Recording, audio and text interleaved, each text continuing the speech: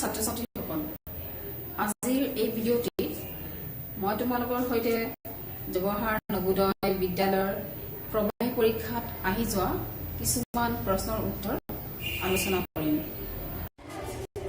গতিকে তোমালোকে প্ৰথম অংকটো চাবা। 2009ত আহিছে প্ৰথম অংকটো।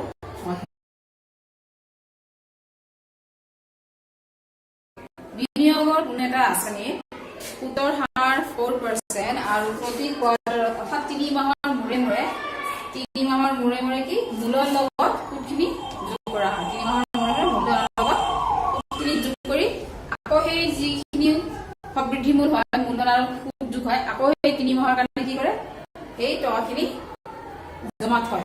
মূলধনটো 3 মাহ পিছে সলনি হয়, সুতখিনি যোগ হৈ যায়। এনেদৰে 2000 টকাটো এবছৰত কিমান হ'বগৈ বুলি সুধিছে। ইয়াতে কিন্তু চক্ৰবৃদ্ধি সুতৰ কথা আমি পঢ়িছো, কিন্তু এই চক্ৰবৃদ্ধি সুত ইয়াতে নহয়। ইয়াতে চক্ৰবৃদ্ধি সুত হলে আমাক কৈ দিব কুৱেশ্যনে চক্ৰবৃদ্ধি সুত বুলি। ইয়াতে কোৱা নাই, মুঠত মাত্ৰ মূলৰ লগত উঠিছে সুত আৰু মূলধনটো 3 মাহ মূৰে সুতখিনি মূলধনৰ লগত যোগ হয়। নেক্সট 3 মাহৰ কাৰণে সেই মূলধনৰ সৈতে আমি আকৌ সুত কাউণ্ট কৰিব লাগিব। অংকটো চাব লাগিব মনোযোগ দি। ইয়াত আমি সলিউশন সুতৰ হাৰ ইয়াতে R দিয়া আছে 4%, টাইম দিয়া আছে আমাৰ ওলাব লাগে এবছৰত, কিন্তু আমি আমাৰ কি হ'ব 3 মাহৰ আমি প্ৰথম 3 মাহৰ ইয়াতে প্ৰথম 3 মাহৰ কাৰণে আমি এবছৰত কেইটা 3 মাহৰ মূৰে সুত যোগ হয়। গতিকে এবছৰত কেইটা 3 মাহ কোৱাৰ্টাৰ, ইয়াত কি কৰিছে প্ৰতি 3 মাহৰ মূৰে প্ৰতি কোৱাৰ্টাৰ। এবছৰত কেইটা 3 মাহ, এবছৰত 4টা 3 মাহ। গতিকে 3 মাহ বছৰলৈ আমি কনভাৰ্ট কৰো। ইয়াতে সুতৰ হাৰ বছৰলৈ দিয়া আছে, মাহটো আমি বছৰলৈ কনভাৰ্ট কৰো। 3 দিয়া আছে, মূলধন দিয়া আছে 2000 টকা। এতিয়া প্ৰথম 3 মাহৰ সুত, প্ৰথম 3 মাহৰ সুত কিমান হ'ব আমি উলিয়াই লওঁ। নিয়ম একে হ'ব, PTR by 100। কি আছে, মূলধন আছে 2000 টকা, টাইম আছে আমাৰ 1/4। ইয়াতে 4 আমি তলত নমাই দিলো আৰু 100 এটা থাকেই, আৰু R আছে আমাৰ 4। 1/4 আমি 1/4 দুবাৰত লিখিব পাৰো। এবাৰ ইয়াতে 1/4 লিখি ল'ব পাৰো, বা পিছৰ লাইনত আমি নমাই দিব পাৰো। মই একেবাৰতে নমাই দিছো। এইটো 4 আৰু এই 4 কেনসেল, 0 কেনসেল, থাকিল 20। সুতৰ সুত কিমান ওলাল 20 টকা। কিন্তু ইয়াতে কি কৈছে আমাক, প্ৰত্যেক 3 মাহৰ মূৰে এই সুতখিনি মূলধনৰ লগত যোগ হ'ব। গতিকে আমাৰ সবৃদ্ধি মূল প্ৰথম সবৃদ্ধি মূল ওলাই লওক 2000 প্লাস 20 টকা। প্ৰথম 3 মাহৰ পিছত সবৃদ্ধি মূল আমাৰ ইমান হ'ব। ইয়াতে প্ৰথম 3 মাহৰ পিছত সবৃদ্ধি মূল, প্ৰথম 3 মাহ পাছত আমাৰ সবৃদ্ধি মূল হ'ল গোটেই মূল্য হ'ল 2020 টকা। আমাৰ এইটো প্ৰথম 3 মাহৰ পিছত যিটো প্ৰথম 3 মাহৰ সুত ওলাই পেলাই এতিয়া প্ৰথম 3 মাহৰ সবৃদ্ধি মূল। এইটো মই লিখা নাই, প্ৰথম 3 মাহ পাছত 3 মাহ পাছত এইটো সবৃদ্ধি মূল হ'ব, গোটেই মূল্য হ'ব 2020 টকা। এতিয়া এই 2020 টকাটো আমাৰ কি হ'ব, দ্বিতীয় 3 মাহ বুলি ধৰো মই, দ্বিতীয় 3 মাহ। বাকী চব একে থাকিব, আগৰ যিটো আমি ধৰিছো দ্বিতীয় 3 মাহৰ বাবে। বাকী দ্বিতীয় 3 মাহৰ কথা আমি এতিয়া কৈছো। দ্বিতীয় 3 মাহৰ ক্ষেত্ৰত কি হ'ব, আগৰ নিয়মে হ'ব, কিন্তু মাত্ৰ দ্বিতীয় 3 মাহৰ মূলধন কি হ'ব, এই প্ৰথম 3 মাহৰ যিটো সবৃদ্ধি মূল আছিল, গোটেই মূলে যোগ কৰি কোৱা আছিল। 3 মাহ মূৰে গোটেই মূলে যোগ হয়, আমাৰ কুৱেশ্যন কোৱা আছিলে। গতিকে 3 মাহৰ পিছত দ্বিতীয় 3 মাহৰ মূলধন কি হ'ব 2020 টকা। গোটেই এবছৰৰ কাৰণে নহয় 3 মাহ মূৰে মূৰে সুদ যোগ হোৱাৰ কাৰণে এতিয়া আগৰ 20 টকা যোগ হ'ল সুতে মূল্য ইমান হৈছে এইটোকে এতিয়া হ'ব মূলধন P টকা টাইম একে এতিয়া টাইম সুতৰ হাৰ একে হ'ব মই নিলিখো এতিয়া আকৌ দ্বিতীয় I do interest দ্বিতীয় 3 মাহৰ কি সুদ একে হ'ব এইবাৰ কিন্তু মূলধনটো এইটো হ'ব ৰন টাইম হ'ব আমাৰ কিমান আছিল 1/4 into 4 200 এটা মূলধন কি হ'ল আগত যে 3 মাহত যে সুদ হৈছিল সেইটো সুদে মূলে যোগ হৈ যিটো হৈছিল সেইটোৱে এতিয়া মূলধন হ'ব এই শূন্য কাটো 4 কাটি দিও আৰু এইটো শূন্য নাকাটিলে হ'ব এক কাম কৰোঁ আমি এইটো শূন্য নাকাটো এটা কাম কৰিম আমাৰ ওপৰত আছে 2020 100 আছে তলত 100 আছে হাতত আমি ডকুমেন্টত দি দিও দুটা শূন্য আছে গতিকে আমি সোঁফালৰ পৰা হিচাপ কৰি নেকে দুটাৰ পাছত দশমিক দি দিও এক ঘৰ দুঘৰ পাছত দশমিক দি দিম টকা এতিয়া দ্বিতীয় 3 মাহ পাছত কি সবৃদ্ধি মূল কিমান হ'ব 2000 মূলধন কিমান আছিল এতিয়া 2020 দশমিক শূন্য শূন্য এতিয়া আমাৰ দৰকাৰ হ'ব দশমিক শূন্য শূন্য কেনে দি লৈছো প্লাস 20.20 টকা এতিয়া আমাৰ প্লাস কৰিলে কিমান হ'ব 2040.20 টকা হ'ল না এতিয়া আমি দ্বিতীয় 3 মাহ কাউন্ট কৰিলো এতিয়া তৃতীয় 3 মাহ চাও এখিনি মুছি দিলো এতিয়া আমাৰ মূলধন কোনটো হ'ব আমি এনেকে 4 বাৰ কৰিব লাগিব প্ৰত্যেক 3 মাহ মূৰে মূৰে কোৱা আমি 2 বাৰ 3 মাহ গ'ল অথবা প্ৰথম 3 মাহ দ্বিতীয় 3 মাহ চলা গ'ল এতিয়া আকৌ 3 মাহ তৃতীয় 3 মাহৰ মূলধন মানে P কিমান 2040.20 টকা হয় না এতিয়া টাইম একে সুতৰ হাৰ বাকি সব একে খালি মূলধনটো সলনি হৈ থাকিব সুদ তোমালোকে এতিয়া গম পাবনে তোমালোকে লিখি ল'বা তৃতীয় 3 মাহৰ সুদ এতিয়া আকৌ সুদ লৈছো এতিয়া মূলধন কি লিখিম 2040.20 into 1/4 into 100 into 4 T time 1/4 1 to 4 লিখিছো 4 তলত লিখিছো R4 আৰু 100 আমাৰ ফৰ্মুলাৰ 100 এতিয়া এইটো এনে কৰিম 4 কেনসেল কৰিলো এইখিনি আৰু এক গুণ কৰিলে একে হ'ব 100 ৰ মানে আকৌ দশমিক দি দিম 4020 আগত পেৰি আমাৰ দুটাৰ পিছত দশমিক আছিল না এতিয়া আকৌ দুটাৰ পিছত দশমিক হ'ব আগত তিনিটা আছিল এতিয়া আৰু দুই ঘৰ ইফালে আহিব সোঁফালে উপৰৰ পৰা আমাৰ এইটো ঘৰত আহিব এতিয়া সুদ হ'ল ইমান 20.4020 টকা এতিয়া দ্বিতীয় 3 মাহ পিছত মূল সবৃদ্ধি মূল কিমান হয় সবৃদ্ধি মূল কিমান হ'ব 2000 আকৌ সবৃদ্ধি মূল এটো থাৰ্ড টাইম তৃতীয় সবৃদ্ধি মূল বা আমি A1 A2 A3 to A3 লিখিব পাৰিলো এইটো A2 হলে এটা মই আগত লিখা নাই যে এতিয়া আৰু নিলিখো এনেকে সুদটো প্ৰথমত I1 হল ইন্টাৰেষ্ট 1 ইন্টাৰেষ্ট 2 এনেকে লিখি দিলো এতিয়া নালাগে আৰু মই লিখা নাই 0.00 সৰি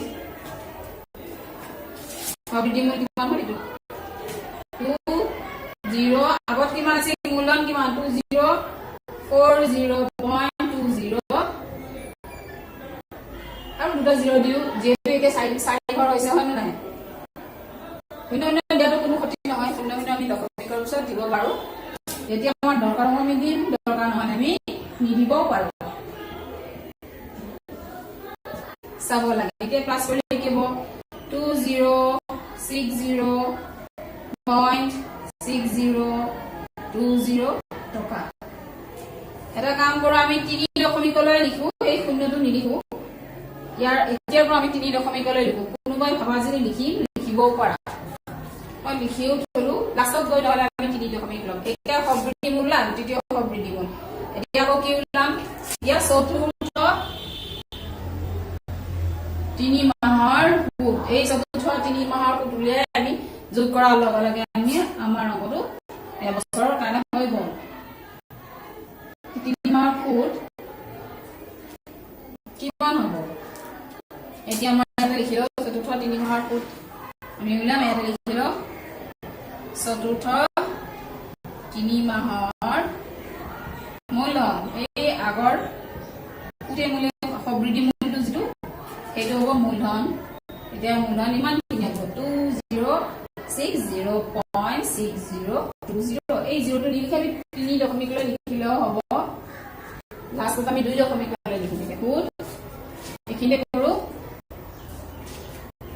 200.602 3 দশমিক লৈ ললো ইয়াতে ন আছিল 3 দশমিক লৈ লিখিছো অসুবিধা নাই কিন্তু সময় কিমান 1/4 সময় কিন্তু প্ৰথমতে যেটি লৈছিলো আমি 1/4 টাইম 1/4 ইয়াৰ ওলাইছিলো 3 মাহৰ কাৰণে 1/4 হ'ব সুতৰ হাৰ একে আছে 4% আমি লিখি এতিয়া একে 4 ক্যান্সেল এখিনি ইনটু কৰি দিয়া এখিনি ইনটু 1 মানে কি এখিনি এতিয়া 100 দি আমি তাক পয়েন্টত নিম 2060602 ইয়াতে আগতে পয়েন্ট দশমিক ইয়াতে আছিল না এতিয়া আৰু দুঘৰ ইফালে আহিব এই লাগিব কাৰণ এশৰে আমি হৰণ কৰিলে দশমিকটো আহে এঘৰ দুঘৰ ইফালে আগতে 3 ঘৰ আছিল এতিয়া দুঘৰ আহে ইমান টকা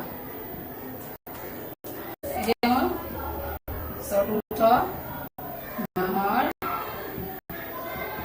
অন্তত সবৃদ্ধি মূল কিমান এতিয়া প্ৰত্যেকটো কিন্তু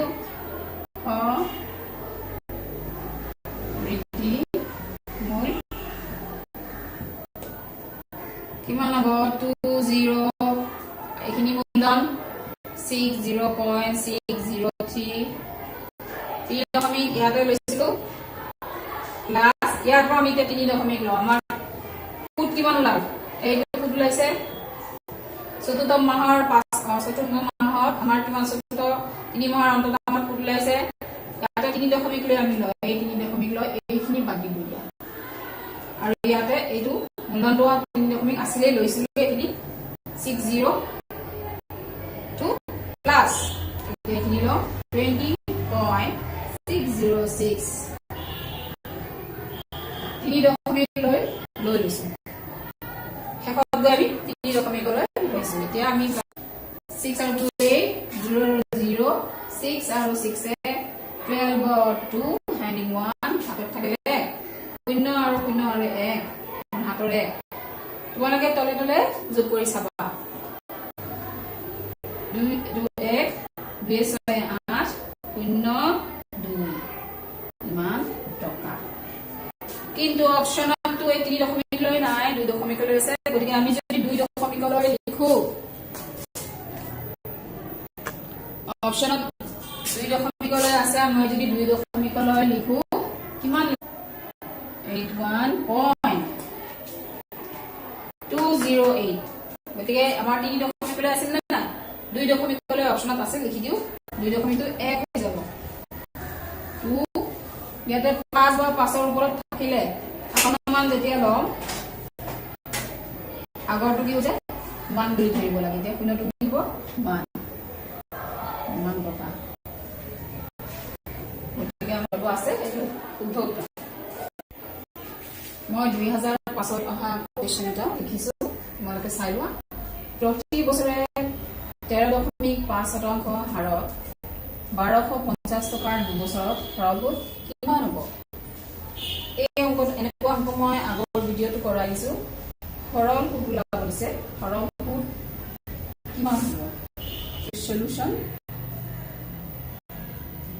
এতিয়া আমি চাও ইয়াতে আমাৰ কি দিয়া আছে মূলধনটো কিমান দিয়া আছে গিভেন বা দিয়া আছে মূলধন 1250 টকা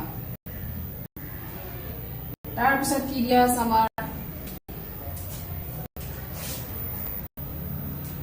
আমাৰ দিয়া আছে আৰ সুতৰ হাৰ 13 13.5%। হয় না নাই? আৰু কি দিয়া আছে? টাইম দিয়া আছে। টাইমটো 2 বছৰত কৈছে না নাই? 2 বছৰ। সৰল সুদ ওলাব লাগে আমাৰ সিম্পল ইন্টাৰেষ্ট। কিমান?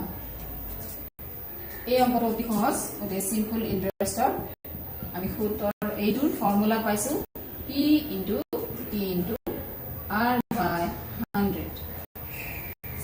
At বহুৱাই দিও 1250 into time কিমান আছে 2 R কিমান আছে rate of interest 13.5 তলত 100। এতিয়া আমি কাটাকাটি কৰি লও।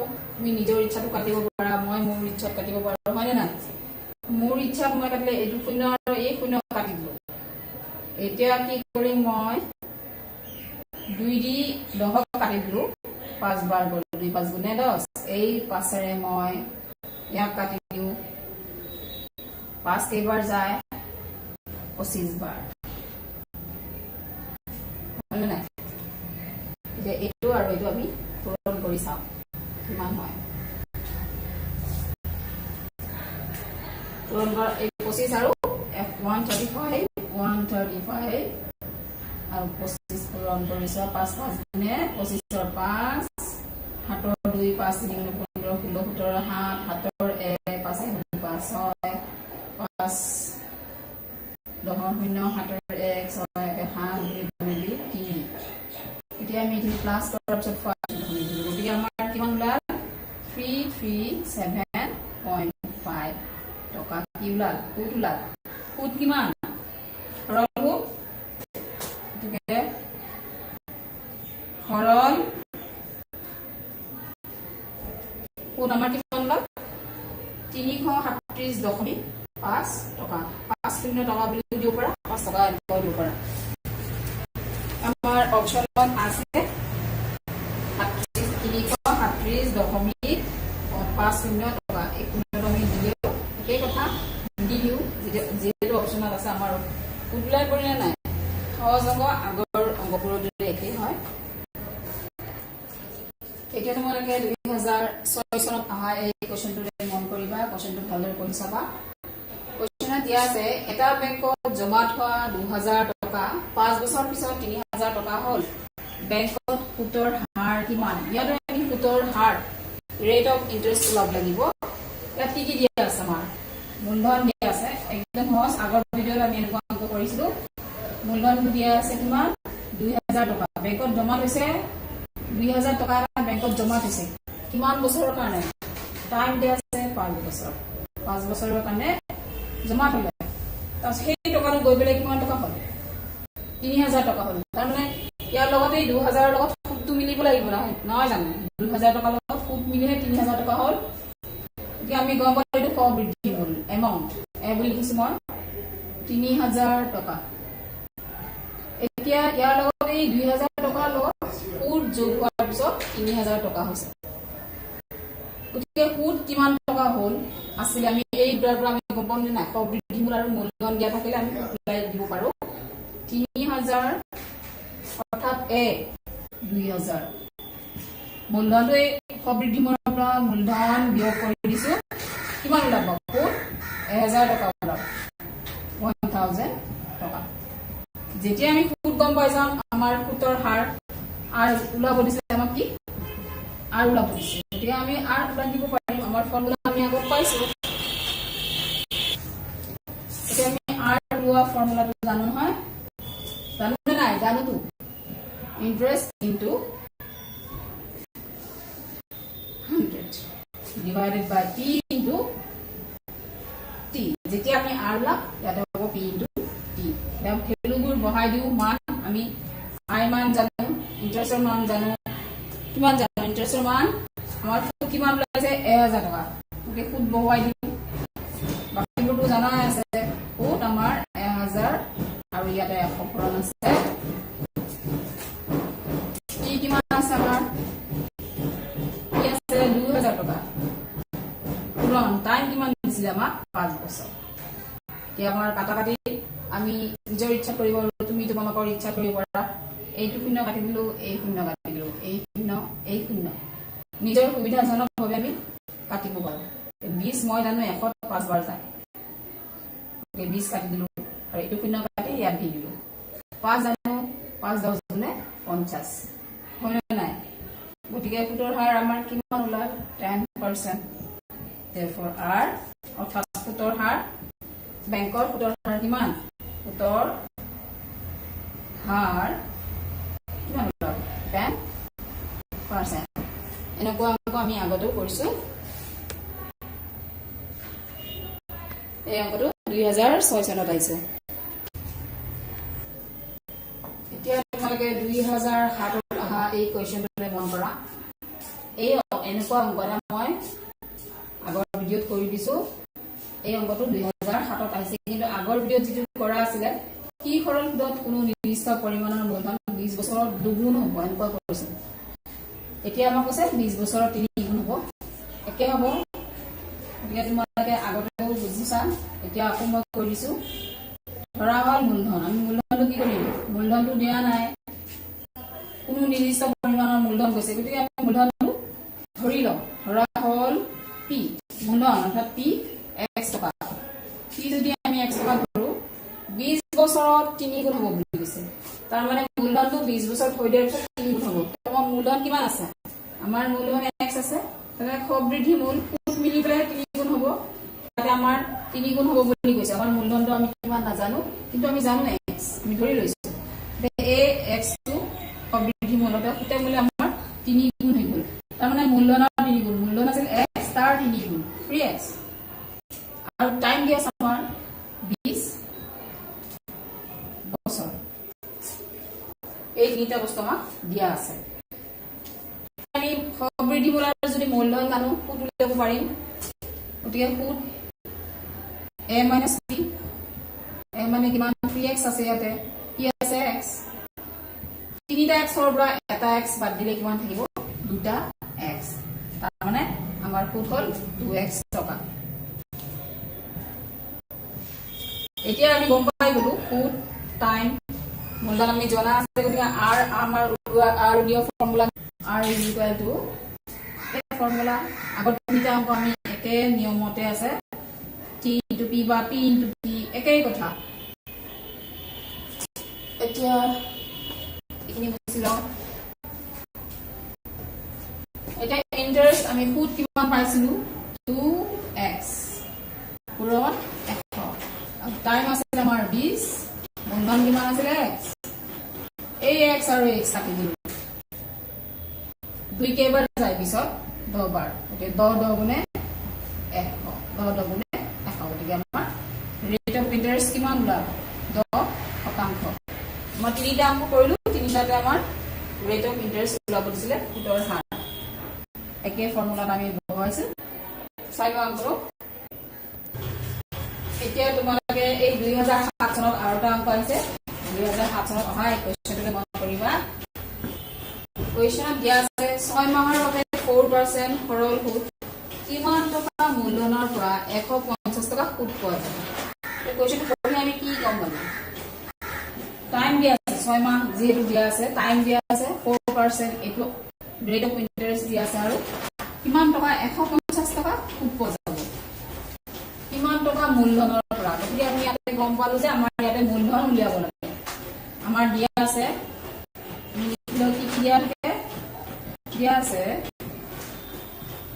ই দিয়া আছে টাইম 6 মাহ আর দিয়া আছে 4% ইন্টারেস্ট দিয়া আছে সুদ দিয়া আছে 150 টকা আৰু টাইম 6 মাহ দিছে সুদৰ হাৰত কিন্তু একো কোৱা নাই মাহিলী কোৱা নাই যেতিয়া মাহিলী নকব বা নকব যেতিয়া আমি গম পাব লাগিব একো কৈ দিয়া নাই সৰল সুদ কৈছে সিধা সৰল সুদ বুলি কৈছে তেতিয়া আমি গম পাব লাগিব সৰল সুদটো সুদৰ হাৰটো বছৰি দিয়া আছে যেতিয়া বছৰি দিয়া আছে এই সুদৰ হাৰটোৱে বছৰি থাকে বছৰি বা মাহিলী তেতিয়া আমি গম পাব লাগিব বছৰি হয় হাৰটো আৰু যদি মাহিলী থাকে তেনে আমাৰ ইয়াতে উল্লেখ কৰিলেহেঁতেন মাহিলী বুলি ইয়াতে একো দিয়া নাই গতিকে আমি ভাবিলো বছৰি বুলি ভাবি মানে এইটো হয়ে বছৰি কিন্তু মাহ টাইম দিছে 6 মাহ এই টাইম 6 মাহ সুদৰ হাৰ বছৰি এই টাইমক আমি বছৰলৈ কনভাৰ্ট কৰিব লাগিব 6 মাহ কি কৰিম বছৰলৈ কেনেকৈ কনভাৰ্ট কৰিম 12 দি হৰণ কৰি দিলে হৈ যাব নে নাই দুগুণে 6, 6 দুগুণে 12, হাফ বছৰ বুলি দিয়ে, আধা বছৰ, হাফ ইয়াৰ হ'ল। আমি পাই গ'লো। এতিয়া ওলাব লাগে কি মূলধন, ফৰ্মুলা আছে, মূলধনৰ আৰামছে ফৰ্মুলা বহুৱাই দিওঁ। সৰল সুদ বুলি কৈছে নাই, চিম্পল ইণ্টাৰেষ্ট লিখি দিওঁ। এনে সুদ বুলি ক'লে আমি ইণ্টাৰেষ্টে লিখো, ইণ্টাৰেষ্ট সৰল সুদ একেই কথা, কিন্তু ইয়াত কৈ দিছে সৰল সুদ, গতিকে চিম্পল ইণ্টাৰেষ্ট SI, ইয়াতে লিখি দিওঁ SI into 100। ফৰ্মুলা কিন্তু একেটাই, P into, যিহেতু P ওলাব লাগে R into T হৈছে।